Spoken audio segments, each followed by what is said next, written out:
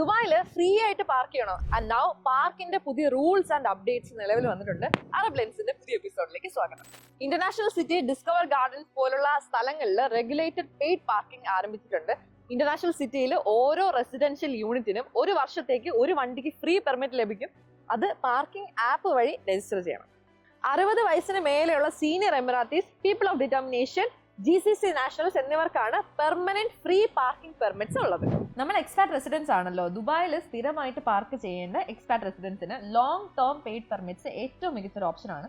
Parkin RTA app വഴി permit register ചെയ്യുകയും active vehicle list ചെയ്യുകയും വേണം. ഇതിലൂടെ സ്പെസിഫിക് പബ്ലിക് പാർക്കിംഗ് സോൺസിൽ എല്ലാ ദിവസവും അവർലി പേയ്മെന്റ് കൂടാതെ പാർക്ക് ചെയ്യാൻ കഴിയും. ഇബിൻ ബത്തൂത്ത മോൾ, ഫെസ്റ്റിവൽ സിറ്റി മോൾ, പിന്നെ ചില ബീച്ചസിലൊക്കെ ഫ്രീ പാർക്കിംഗ് 24/7 അവൈലബിൾ ആയിരിക്കും. പബ്ലിക് സ്ട്രീറ്റ് പാർക്കിംഗ് ആണെങ്കിൽ രാത്രി 10 മണി മുതൽ രാവിലെ 8 മണി വരെ.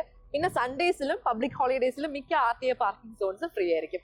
മോസ്കിന്റെ അടുത്ത് പ്രേയർ ടൈമിൽ 1 മണിക്കൂർ വരെ ഫ്രീ പാർക്കിംഗ് ഉണ്ടായിരിക്കും. UAE അപ്ഡേറ്റുമായിട്ട് അറബ് മീഡിയയുടെ പേജിൽ ഇനിയും കാണാം. This is me Alfiya, signing off.